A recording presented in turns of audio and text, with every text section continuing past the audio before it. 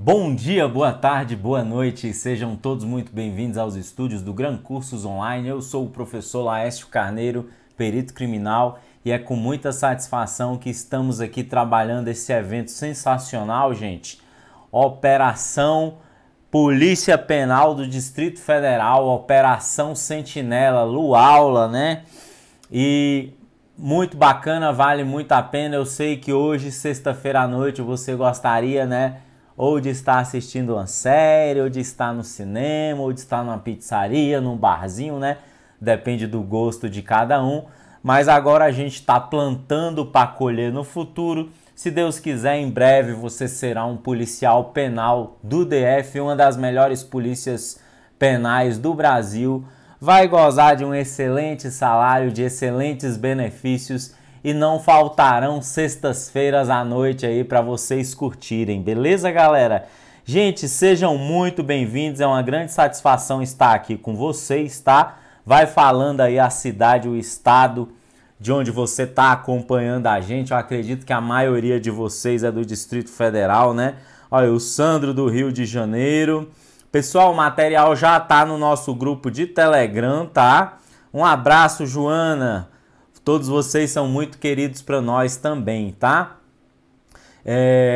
Tô colocando aí o link do nosso canal de Telegram, tem muito material gratuito de qualidade, gente. Para quem não conhece o grupo, é um grupo novo, mas já tem mais de 6.000 participantes. Para quem não me conhece, eu sou o professor Laércio Carneiro, trabalho aqui no GRAN, as disciplinas de criminologia, junto com a nossa queridíssima professora Mariana Barreiras.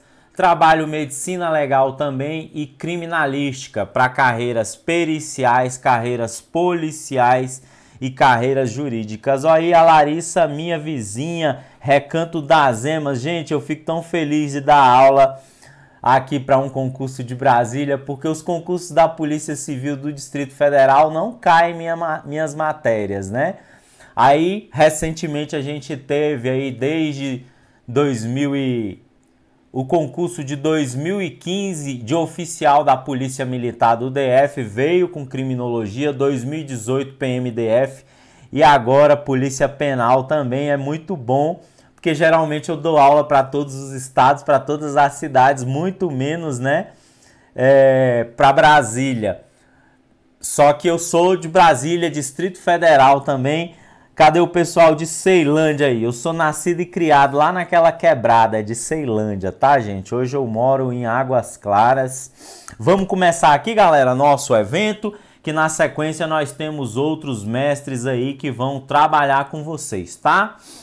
Tá aí as nossas redes sociais, o nosso Instagram, o nosso canal do YouTube, que tem dezenas de aulas lá para vocês, inclusive de criminologia, tá? Temos aí o nosso canal do Telegram, beleza? Vamos começar aqui, gente, questão do último concurso da Polícia Militar do Distrito Federal para soldado. E essa questão cobra características da criminologia, sobre o método da criminologia, tá? Uma das características fundamentais do método da criminologia é a análise focada no... Tome cuidado, que a banca tentou misturar aí objetos de estudo da criminologia com características da criminologia. Quais são os objetos de estudo? Gente, isso você tem de saber, é facinho, são 4 características, porque isso cai em 70% das provas, tá? O delito, né? O crime, o criminoso, a vítima e o controle social do delito por parte da sociedade e do Estado, beleza? Esses são os objetos de estudo da criminologia.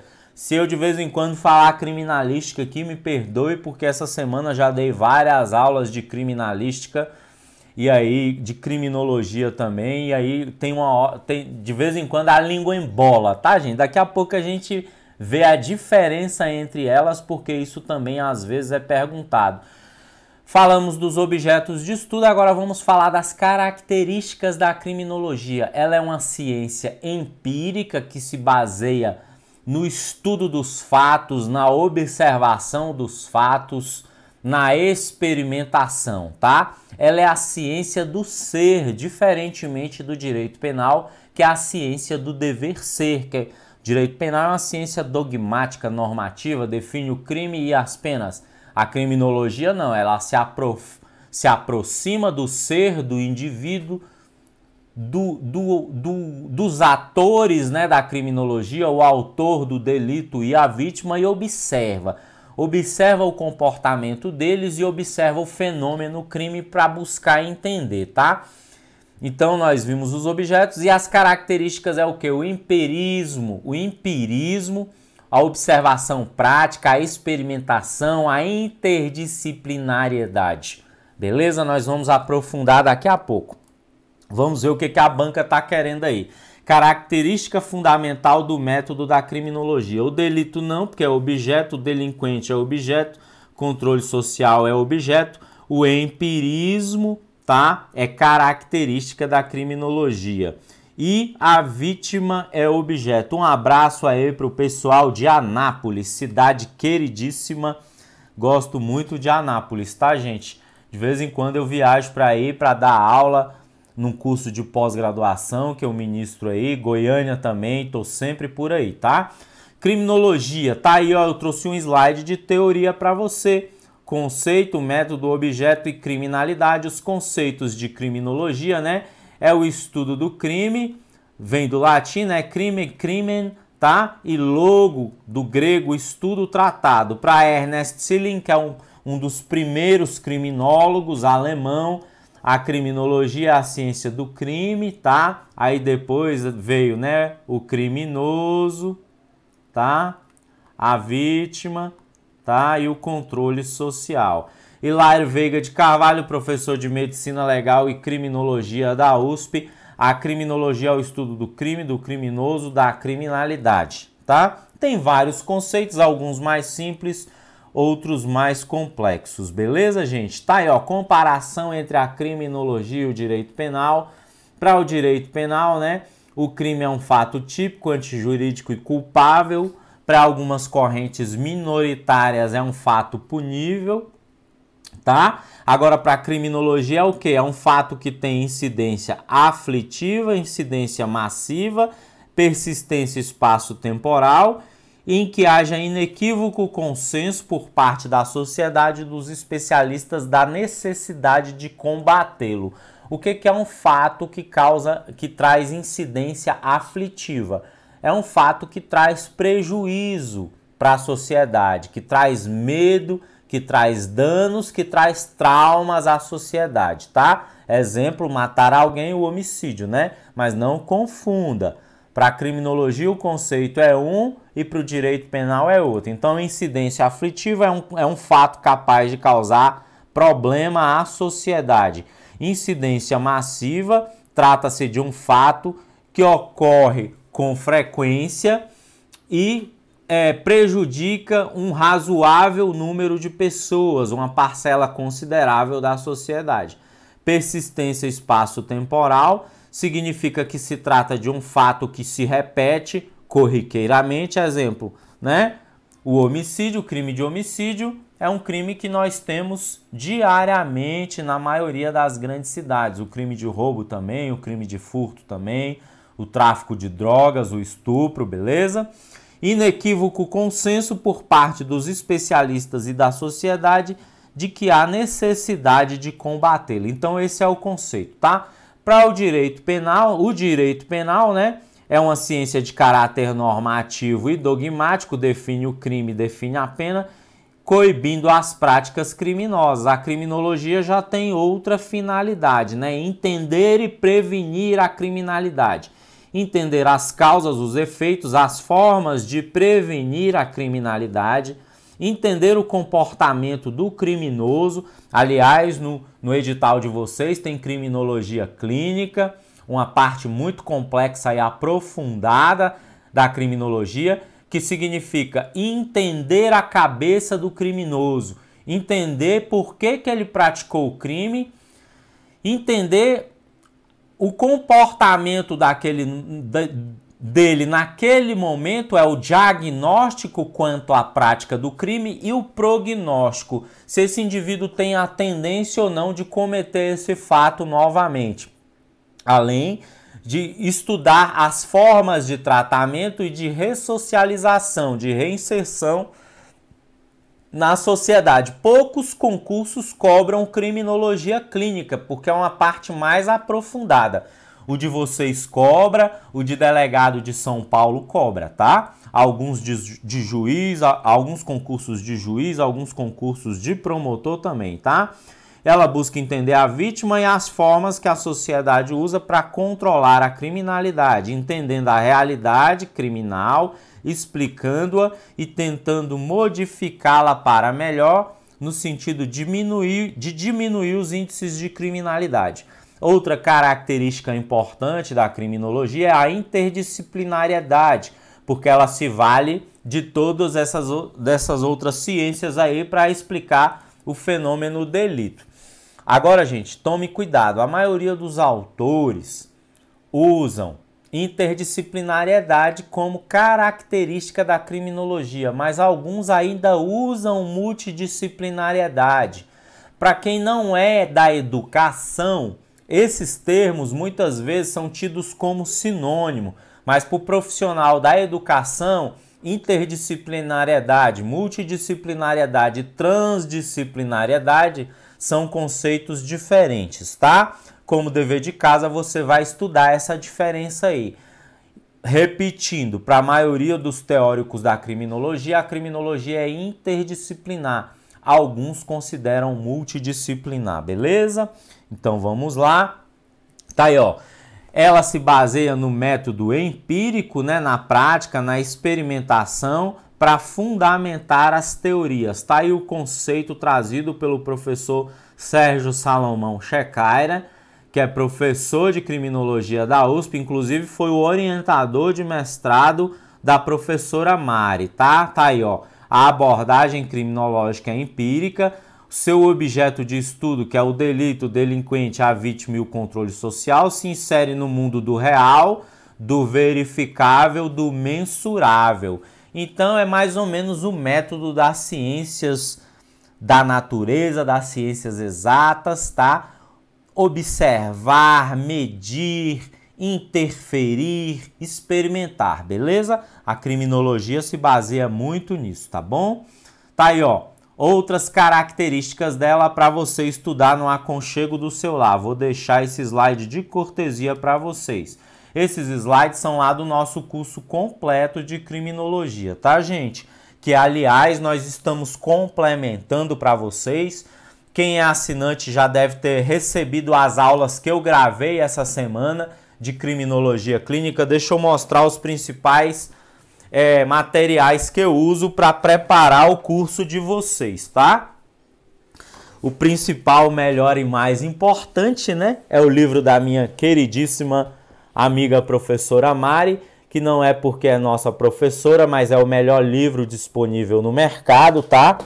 Aí eu uso também, ó, o livro do professor Nestor Sampaio Penteado Filho, beleza? Uso também o livro do professor Lélio Braga de Calhau. O professor Nestor é delegado falecido de São Paulo, delegado aposentado, infelizmente já faleceu. Esse daqui é promotor de Minas, beleza? Sérgio Salomão Checaira, esse aqui é o orientador da professora Mari, do mestrado. Esse aqui é do professor LFG e do Antônio Garcia Pablos de Molina, um criminólogo espanhol muito famoso. Essa obra é maravilhosa, raríssima. Se você encontrar, é bem cara, mas vale a pena, tá? Aí, gente, eu comprei esse daqui especialmente para preparar as aulas de vocês de criminologia clínica. Professor Alvino Sá é referência em criminologia clínica no Brasil, infelizmente já falecido também, professor da USP, tá? E tem esses outros aqui, ó, que você não encontra para comprar só em sebo, tem bastante criminologia clínica, é um livro muito bom. Esse outro aqui também, tá? E esse daqui é um resuminho bem bacana da editora Mizuno, que, aliás, os nossos alunos têm um cupom de desconto para adquiri-lo. Tá lá no meu perfil do Instagram, Prof. Laécio. Você entra no site da editora Mizuno e compra esse livro bem baratinho. Eu não lembro o preço, mas é bem baratinho, tá? Aliás, eu vou ver se eu consigo um com a editora para eu sortear para vocês aqui. Então, nosso trabalho como professores, ó, tá aqui, tá? Às vezes vocês acham o trabalho resumido, mas o trabalho é esse aqui, resumir o que tem de melhor na literatura de referência para vocês, tá, gente? Então não reclame quando você achar resumido, porque a gente rala tanto para preparar para vocês que vocês não têm noção, gente. O objetivo é trazer o melhor do melhor para vocês, tá bom? Então aqui nesses slides você tem o resumo de todos aqueles autores lá, tudo que está no seu edital, tá bom? Bora lá para a próxima questão? Lembrando que aqui não é só resolver questões, nós estamos estudando, revisando e aprofundando por meio de questões, beleza? Então não tenha pressa, tá bom? Vamos lá, próxima questão. Prevenção que se orienta para a raiz do problema criminal, justamente para tentar neutralizá-lo antes que o problema se manifeste. Gente, prevenção, nós temos prevenção em 3 níveis, né? Tá aqui, ó. Prevenção primária, secundária e terciária. Eu vou explicar já já para vocês. Voltada para a criação de pressupostos necessários ou para a resolução de situações criminógenas, situações que causam o crime, tá? Situações carenciais, considerando a educação, a socialização, a casa, o trabalho, o bem-estar social e a qualidade de vida. A explicação apresentada refere-se a... Gente, olha só, nós temos prevenção em 3 níveis. Coloca aí, ó, questão de prova e 3 sinaizinhos de mais ao lado. Questão de prova e 3 sinaizinhos de mais ao lado. Isso cai demais, prevenção, tá? Objetos e características também, questão de prova, 3 sinais de mais, beleza? Tudo isso cai muito. Prevenção primária, gente, quando o Estado e a sociedade atuam no sentido de suprir o indivíduo de necessidades básicas essenciais, no sentido de evitá-lo a incidir na delinquência. Moradia de qualidade, lazer de qualidade, trabalho, saúde, educação. Os países que mais investem em prevenção primária, menos gastam com prevenção terciária. Prevenção terciária é o serviço de vocês. Sistema penitenciário. Prevenção terciária é voltada para o recluso, para o apenado, para o detento, beleza? É a prevenção tardia. Países muito desenvolvidos que investem muito em prevenção primária estão fechando presídios. Noruega, Finlândia, aqueles países lá do norte da Europa, aqueles países muito desenvolvidos. E os presídios lá são equivalentes a quartos de hotéis 4 estrelas no Brasil. Pode dar uma olhada aí. Nos próximos eventos eu vou trazer as fotos para vocês, tá?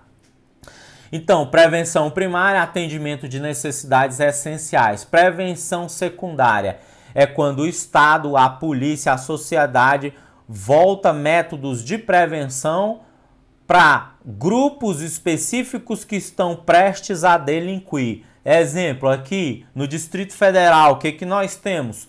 O policiamento na área comercial, o policiamento na área bancária. Centro de Taguatinga aqui, eu vi que tem gente aí de Taguatinga. Ali no centro de Taguatinga, Praça do Relógio, a gente tem um monte de ladrãozinho, batedor de carteira, não tem? Mas nós temos sempre o policiamento voltado para aquela área ali, porque ali é uma área quente, né? Da mancha criminal, ali é uma área vermelha, tá?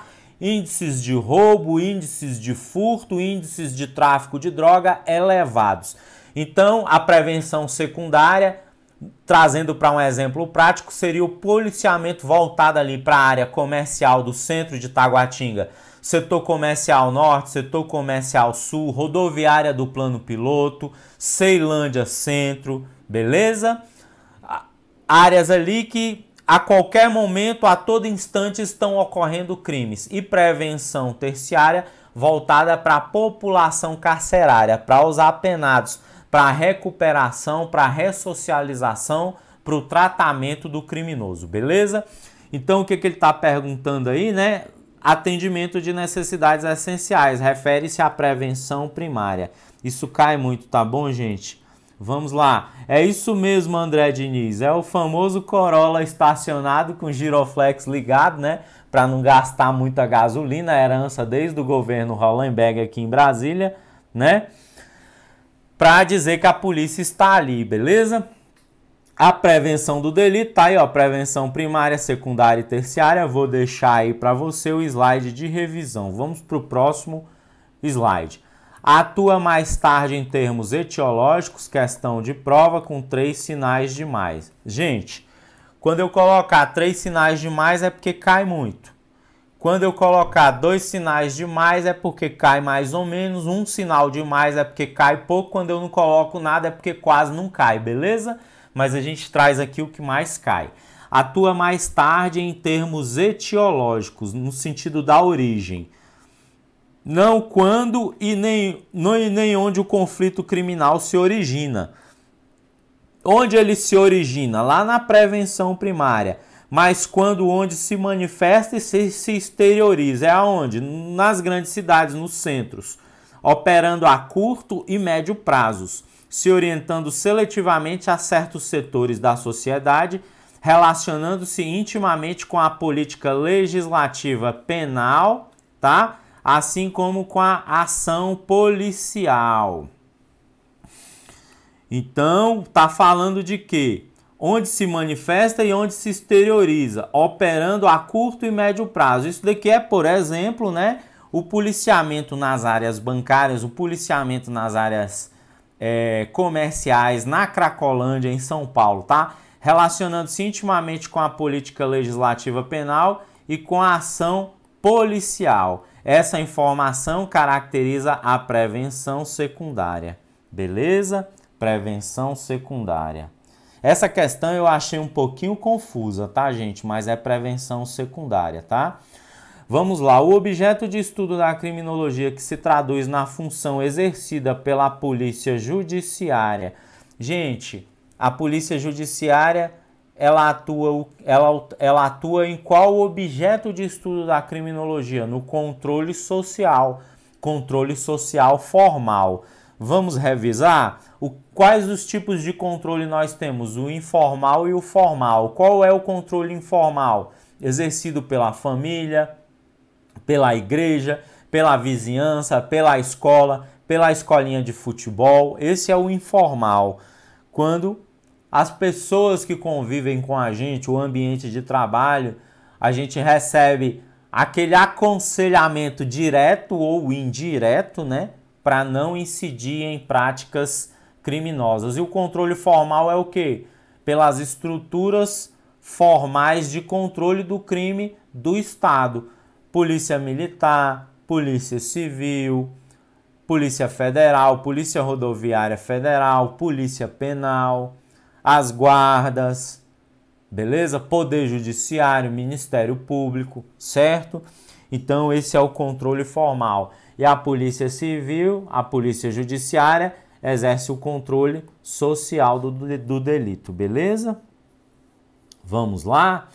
Tá aí os objetos da criminologia para você revisar, não vou ler novamente. Tá aí o slide de teoria de revisão de controle da criminalidade. O controle informal, ele atua de forma preventiva, o controle formal atua de forma repressiva, tá? Então, 3 sinais de mais aqui, né? Questão de prova, objeto, isso daqui despenca. Controle, questão de prova, 3 sinais de mais. Isso aqui despenca, tá bom? Vamos lá. Vamos entrar nas teorias sociológicas agora. A atuação da Polícia Judiciária ao investigar e prender infratores acaba por contribuir com a inserção do infrator no sistema de justiça criminal, inserindo-o em uma espiral que o impedirá de retornar à situação anterior, sendo para sempre definido como criminoso.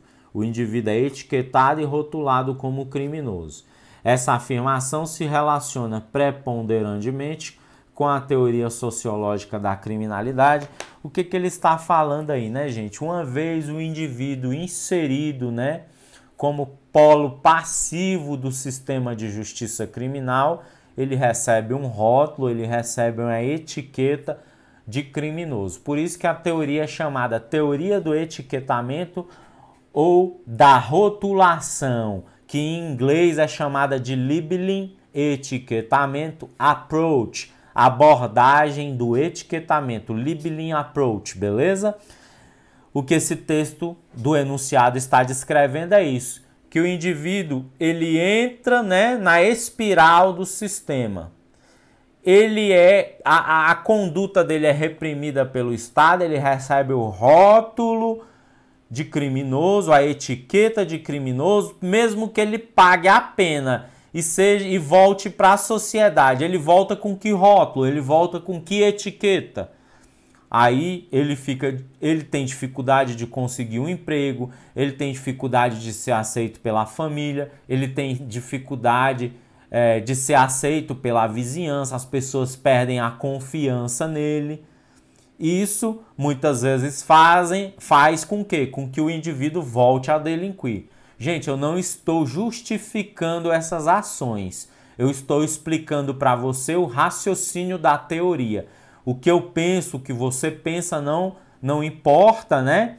Porque o que importa para nós é o que cai na prova, é ganhar questões da sua prova.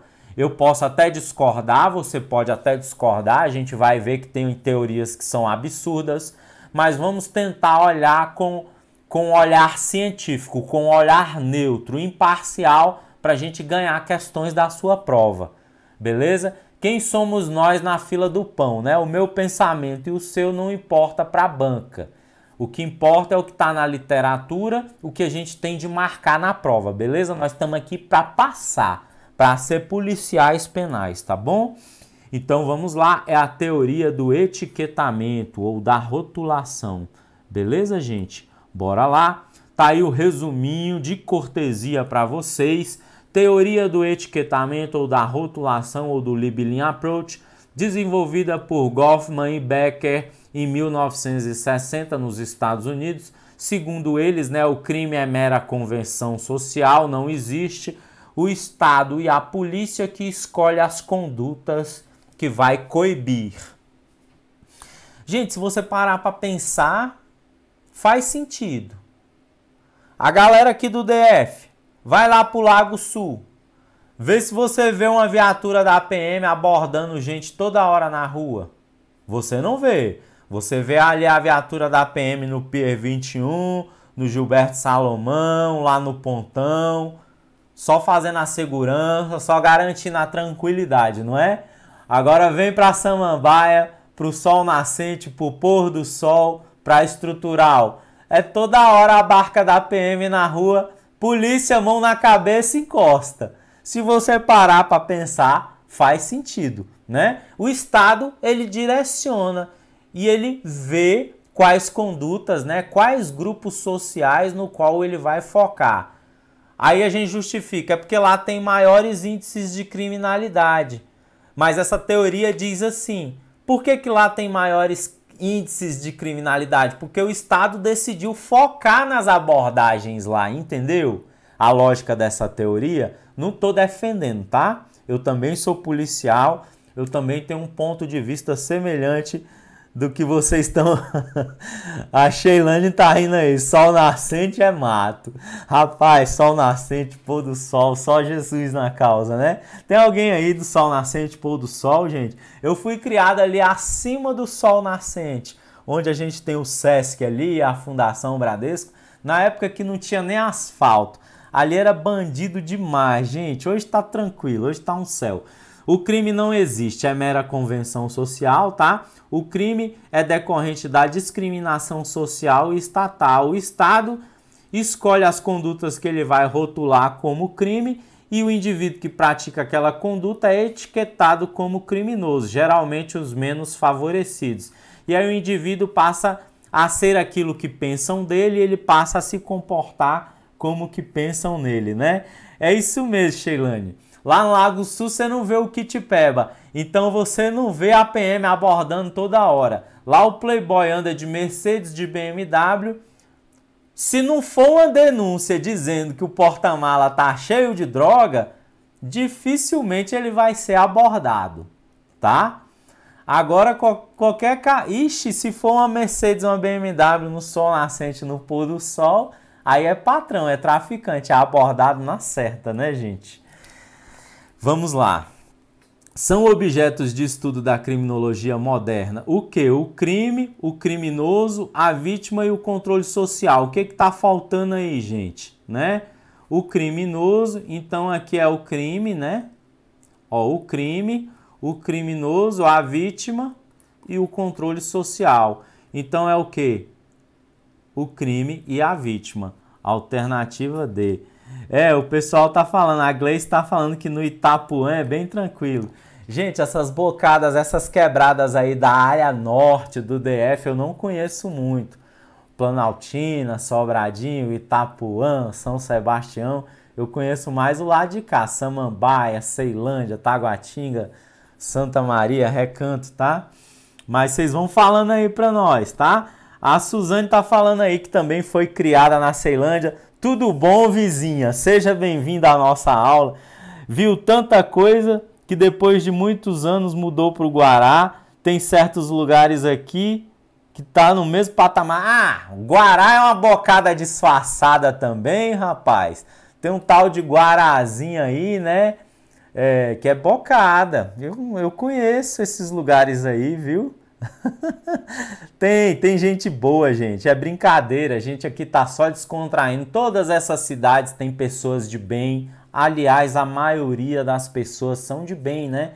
A minoria que são criminosos, mas proporcionalmente, né? Comparado às outras regiões administrativas, tem um pouco mais. Guará é bocada também. Gessiane, defende não, tá? Se você falar Cruzeiro, aí já é outro nível.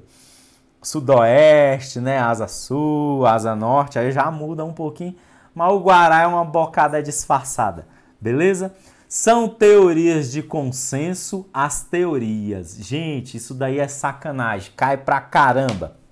Isso daí a gente vai ter de memorizar, tá? Mas é fácil, eu vou dar um bizu para vocês e a professora Mari com certeza vai trazer outros bizus que vão ser a mão na roda. Vamos facilitar a vida aqui. As teorias são várias, a criminologia tem várias teorias. Umas 6, 8, 10 teorias são as mais cobradas em concurso. A maioria delas são teorias de consenso. Preste atenção no raciocínio. A maioria delas são teorias de consenso. Já já eu vou explicar o que são teorias de consenso. E uma minoria são teorias de conflito. Você vai memorizar as duas principais de conflito mais cobradas. Você só vai memorizar duas. As outras, a maioria, são de consenso, beleza? Qual que você vai memorizar? Essa que a gente acabou de estudar, a teoria do etiquetamento ou da rotulação, é uma teoria de conflito, tá? E a nova criminologia, ou criminologia radical, ou criminologia crítica, também é uma teoria de conflito. Baseadas nas lutas de classes, nos ideais marxistas, tá? Para essas teorias, o crime são fruto da luta de classes, da discriminação e da separação de classes, tá? Então, relembrando, de conflito, teoria da rotulação e teoria crítica. A teoria da rotulação também é chamada de teoria de etiquetamento e teoria do labeling approach. A criminologia crítica também é chamada de criminologia radical ou nova criminologia. São as chamadas correntes progressistas da criminologia. Como assim progressistas? Elas se dizem progressistas porque elas não aceitam o pensamento da criminologia tradicional. Elas vêm para criticar a criminologia tradicional, as correntes de consenso, e para criticar o direito penal, beleza? Então vocês já entenderam, essas duas são de conflito. Agora as de consenso são as outras, nós vamos ver quais são as outras já já. Agora, o que significa ser de consenso e o que significa ser de conflito? Consenso, é a paz social, é a tranquilidade. As teorias de consenso da criminologia, elas dizem que a sociedade vive em harmonia, vive em paz social, que as regras e as classes sociais se aceitam, que a sociedade entende que as leis, as normas e as regras são necessárias para a boa vida em sociedade. São necessárias. E as classes, apesar de existirem classes diferentes, elas convivem pacificamente, elas se aceitam bem. Em linhas gerais, as teorias de consenso dizem isso, tá bom? Tem gente perguntando qual é o Telegram. Vou jogar aqui o Telegram. Gente, é bom a gente dar aula para a cidade da gente, que tem as piadas de bairro que todo mundo participa, né? Essa semana eu dei muita aula para a Polícia Civil do Amazonas. Eu não sei conversar as coisas de lá, né? Porque eu não conheço. A gente dá aula para a cidade da gente, é bom, é isso, tá? Agora as teorias de conflito, o que elas dizem, gente? Que as leis e as regras existem para garantir a dominação, que a sociedade vive em conflito, que o pau quebra, que as classes dominantes querem oprimir e detonar as classes dominadas, e que as classes dominadas não aceitam e vão pro pau e o pau quebra, e que as leis e as regras existem para garantir a manutenção do status quo, o controle das classes dominantes sobre as classes dominadas. Em linhas gerais, simplificadamente, é isso. Se você for ler isso no livro do Shekhara, você vai infartar. Porque o cara fala páginas e páginas e mais páginas em linguagem acadêmica, em linguagem sociológica, em linguagem filosófica, e fica difícil de entender. Se você for pegar determinados autores e determinados livros, rapaz, é uma conversa que não acaba nunca, tá? Vamos ver aqui o slide de teoria, tá aí, ó, teorias de consenso, chamadas de funcionalistas ou de integração. A sociedade atinge a sua finalidade quando as instituições se encontram em pleno funcionamento. Os cidadãos aceitam as regras vigentes e compartilham das regras sociais dominantes. Beleza? As regras são aceitas e reconhecidas como necessárias para o bom funcionamento da sociedade. Para essas teorias, a regra é a paz social e as situações de conflito são a exceção. Então, a regra é a paz social nas teorias de consenso. Beleza? A regra é a paz social. Agora vamos ver a regra do pau-quebra, a regra do conflito. As teorias chamadas de teorias críticas ou de conflito. A ordem na sociedade é fundada na força e na coerção, na dominação por alguns e obediência por outros. Não há consenso em torno dos valores. Para essas escolas do pensamento criminológico, a regra é que a sociedade vive em conflito. As leis existem para as classes privilegiadas dominarem as classes menos favorecidas, beleza? Então é isso daí. A Sandra Carneiro está dizendo que eu devo ser parente dela. Provavelmente a gente é um primo distante, tá, Sandra? E aí, quais são aí, ó, as teorias de consenso? Escola de Chicago, teoria da associação diferencial, teoria da identificação diferencial, teoria da neutralização, teoria da anomia, teoria da subcultura delinquente. Calma que eu vou deixar o slide para você de presente. Você vai imprimir esse slide e vai colar na sua escrivaninha, beleza? Porque isso daí é o resumão das 6 principais teorias de consenso cobradas, tá? Agora, as teorias de conflito são 2, de etiquetamento e a teoria crítica, ou radical ou nova criminologia. Gente, vocês não têm noção a mão na roda que foram esses 5 minutos aqui. Quando eu comecei a estudar criminologia, eu penei para entender esse negócio. Por quê? Não tinha essa quantidade de livros que eu mostrei para vocês, não. Só tinha 1 ou 2, 3 livros no mercado, difíceis de achar, tá? Então tá aí o resumo do resumo da simplificação para vocês. Agora ficou fácil, né? Chutar para o gol. Vamos lá? São teorias de consenso as teorias. Então a gente vai eliminar qualquer alternativa que fale de teoria de conflito. Aí o que sobrar é teoria de consenso. São teorias de consenso. Então vamos eliminar as alternativas que falam de teorias de conflito. Desorganização social é consenso, porque é a escola de Chicago. Identificação diferencial é consenso. Criminologia crítica é conflito, então não pode ser essa. Etiquetamento é conflito, não pode ser essa. Criminologia crítica é conflito, não pode ser essa. Desorganização social é escola de Chicago, é consenso. Neutralização é consenso, associação diferencial é consenso. Calma que nós vamos ver essas teorias depois. Não só eu, como a professora Mari, nas aulas de teoria, nós vamos trabalhar junto, às vezes vai ser ela, às vezes vai ser eu. Quando ela já tiver um evento no mesmo horário, vão pedir para mim. Quando eu tiver um evento, vão pedir para ela, tá? Vocês vão se acostumar com o jeito de nós dois, tá, gente? Então, aqui é muito conteúdo para ver em uma aula só, não tem como. Por hora, eu quero que você entenda quais são de consenso e quais são de conflito, e o slide vai ficar aí de presente para vocês, tá? Escola de Chicago é consenso, mas etiquetamento é conflito, beleza? Viu a lógica de resolver esse tipo de questão? Então, vamos para a próxima questão. É correto afirmar que Edwin Sutherland desenvolveu a teoria da... Gente, o Edwin Sutherland desenvolveu a teoria da associação diferencial ou dos contatos diferenciais. Estados Unidos, se eu não me engano, década de 40, década de 30.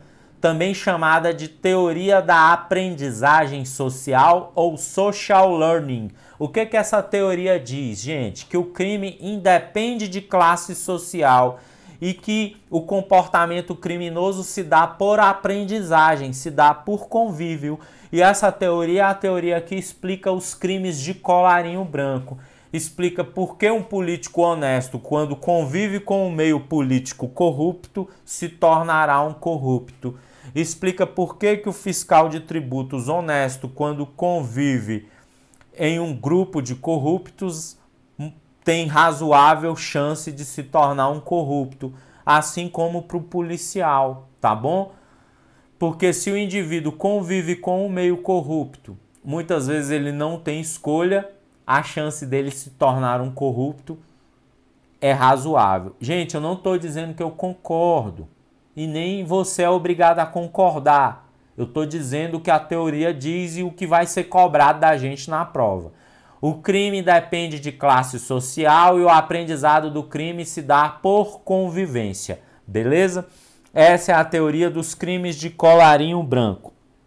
Teoria da associação diferencial. Beleza? Tá aí, ó. Teoria da associação diferencial, desenvolvida em 1930. Teoria da aprendizagem social, outro nome pelo qual ela é conhecida, ou social learning, ou teoria dos contatos diferenciais, desenvolvida por Sutherland e Cressey, que explica os crimes de colarinho branco.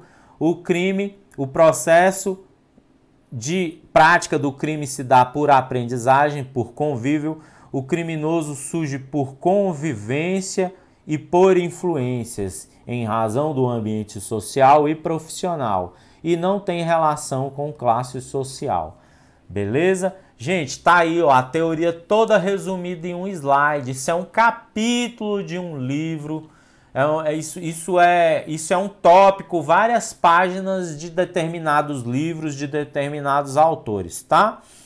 Só para você ficar tranquilo, porque a gente traz o que é essencial. Porque tem gente que acha resumido, mas para que eu vou encher você de coisa se eu tô te trazendo o essencial para você garantir as suas questões, lembrando que você não tem só essa matéria, você tem várias outras matérias, né?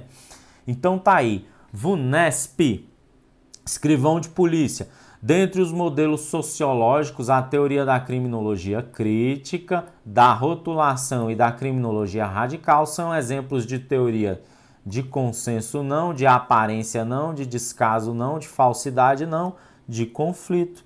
Beleza, gente? Então, galera, tá aí, ó.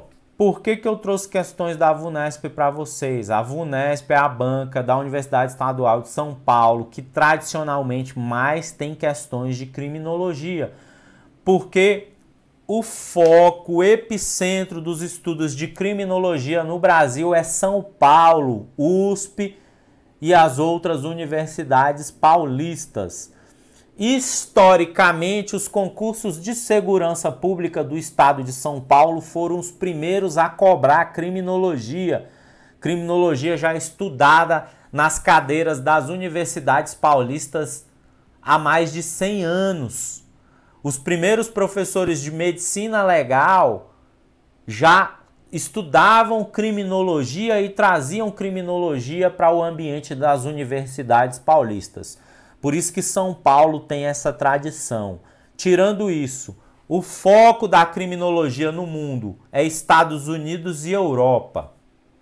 América Latina, nós temos alguns estudiosos importantes, como por exemplo Raul Zaffaroni, que é membro da Suprema Corte Argentina.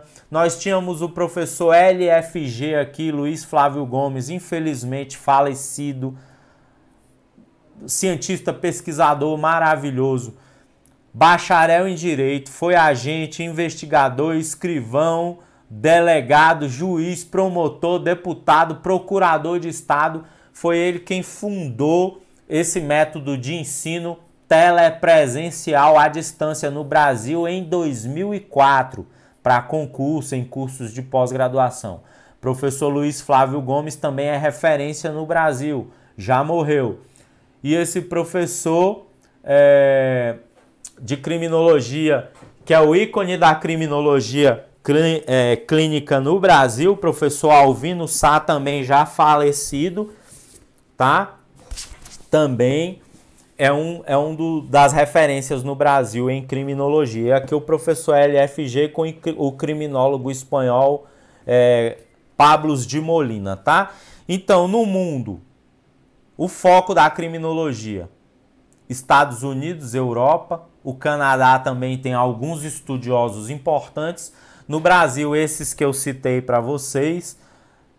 Na América Latina, Raul Zaffaroni. E aí, gente, esses países desenvolvidos, há muito tempo, eles já têm legislações e políticas criminais e penais muito desenvolvidas, porque eles sempre usaram criminologia para produzir as leis de forma profissional. Nós somos uma aberração, né? Infelizmente, a maioria das nossas leis são produzidas por pessoas sem conhecimento técnico, sem estudo, infelizmente, muitas vezes até analfabetos, né? Pessoas que produzem leis, muitas vezes voltadas para os próprios interesses. Infelizmente, a qualidade do nosso parlamento, dos nossos poderes legislativos é baixíssima, né? E o Brasil, recentemente, é que passou a entender a importância da criminologia. Então, a gente tinha esse conteúdo sendo cobrado em alguns concursos de juiz, de promotor, de procurador, de defensor público. E agora, criminologia está começando a despencar nos concursos de carreiras policiais em geral, tá bom? E a tendência é só aumentar, então você não perde por estudar, beleza? Vamos fechar o nosso evento com a nossa última questão aí. Lembrando que aqui você já está estudando para a PMDF também, porque tudo isso daqui vai cair na PMDF, tá?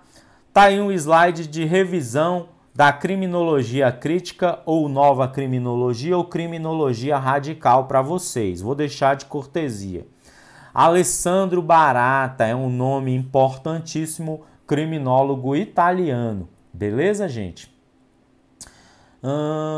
Vamos lá. A criminologia moderna, que estuda o fenômeno da criminalidade por meio da estatística criminal. Nessa seara, a expressão cifra dourada designa? Gente, nós temos várias cifras em criminologia. Nós vamos revisá-las já já. Esse conteúdo é muito importante. Questão de prova com 3 sinais de mais, esqueci de marcar as outras. Questão de prova com 3 sinais de mais, tá? Essa daqui também, questão de prova com 3 sinais de mais, beleza? Cai muito. Tudo que eu trouxe aqui para vocês cai muito, beleza, gente?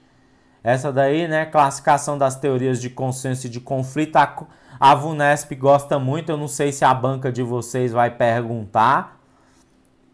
Agora vamos para a última questão. Expressão cifra dourada. Gente, o que é a cifra negra? A cifra negra, as cifras. Vamos entender a lógica das cifras na criminologia. A cifra de cor tal é o índice de crime tal que não chega ao conhecimento do Estado, beleza? Em linhas gerais é isso. A cifra negra é o quê? São os índices de crimes em geral que não chegam ao conhecimento do Estado. A cifra dourada é o quê? Os índices de crimes, os casos de crimes de colarinho branco cometidos pela elite que não chegam ao conhecimento do Estado. É só isso, cifra dourada, beleza? Vamos aqui. Então, a cifra dourada é o quê? O total de delitos registrados de conhecimento do poder público que são elucidados? Não. As infrações penais praticadas pela elite, não reveladas ou apuradas, trata-se de um subtipo da cifra negra. A exemplo do crime de sonegação fiscal. Essa é a resposta, tá? Agora vamos... pode ser, tá, Itamar? Por servidores públicos ou por qualquer elite. Gente, cuidado, não alimente o senso comum de que nós, servidores públicos, somos tão malzinhos assim, tá? Vocês serão servidores públicos. Eu não gosto quando fala mal de servidor público, porque o servidor público move esse país. Pessoas desonestas que não gostam de trabalhar tem em todas as categorias. Se aí tiver alguém que trabalha em uma grande corporação privada, sabe do que eu estou falando. As grandes empresas, elas têm um setor semelhante ao setor de licitação no serviço público. Onde você acha que rola mais corrupção? Gente, você não tem noção. Uma grande construtora, ela tem um setor de compras. Ela tem um procedimento semelhante a um procedimento de licitação. Para licitar, vamos supor, cimento. Aí ela vai receber as propostas de cimento. Muitas vezes o cara que está recebendo a proposta lá, que é diretor, gerente daquele setor, ele tem uma empresa com o CNPJ por fora para concorrer àquela licitação. Você acredita? Então, nas grandes empresas privadas também tem todo tipo de corrupção que você pensar. Por que que existe a corrupção no setor público? Porque os grandes prestadores de serviço do setor privado alimentam esse sistema de corrupção. Assim como nós temos as corregedorias e as ouvidorias nos órgãos públicos, as grandes corporações têm os setores de compliance, os setores de verificar a conformidade, de fazer as investigações, de verificar a conformidade dos procedimentos. Então nós aqui, servidores públicos e futuros servidores, não temos de alimentar essa ideia do senso comum de que servidor público é preguiçoso, não trabalha, é corrupto.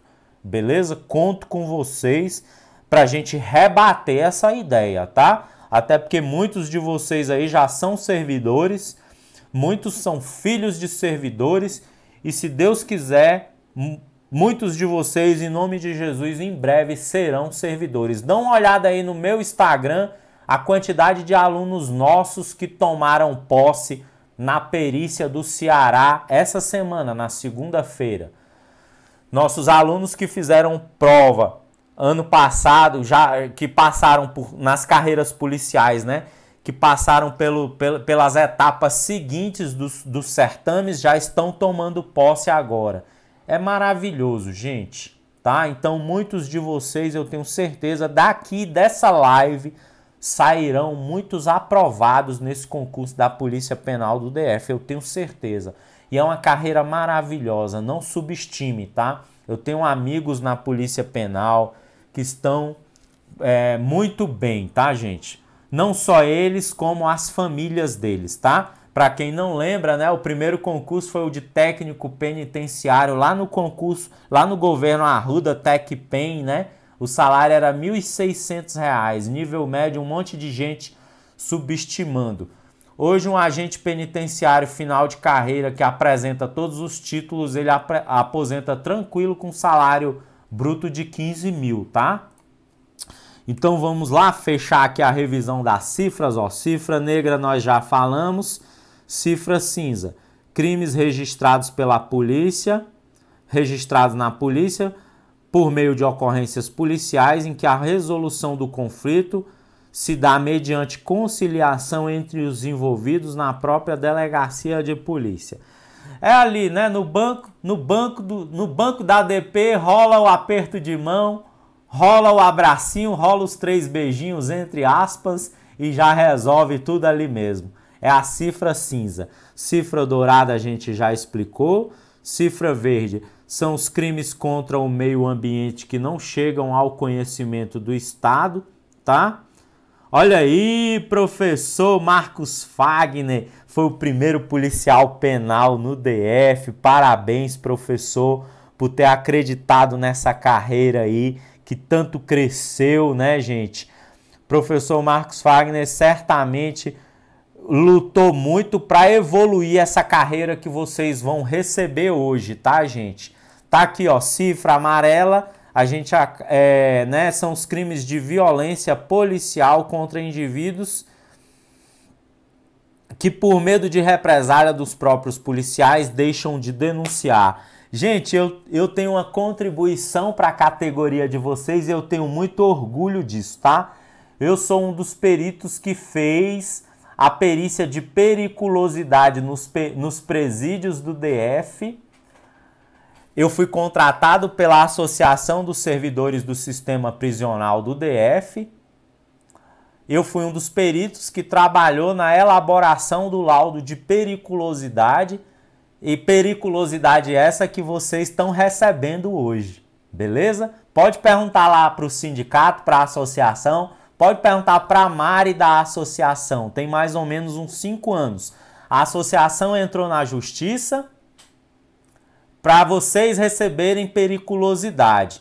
O juiz reconheceu o direito. Aí ele falou assim: preciso de uma perícia que comprove que vocês fazem jus ao direito de periculosidade. Eu e uma perita em engenharia de segurança do trabalho realizamos as perícias, a perícia em algumas unidades, em várias unidades do sistema prisional, emitimos o laudo. E hoje, né, até onde eu sei, né, conversando com os meus amigos agentes penitenciários, vocês já estão recebendo essa gratificação de periculosidade, tá bom? Fiquei muito feliz com esse resultado. Gente, o nosso evento se encerra por aqui. Agora vocês estarão com o professor Marcos Fagner, que é excelente, tá? E vai ajudar vocês a garantirem muitas questões na prova aí. Valeu, galera. Um beijo, um abraço, bons estudos e até os nossos próximos eventos. Falou! Corta pra tela, diretor!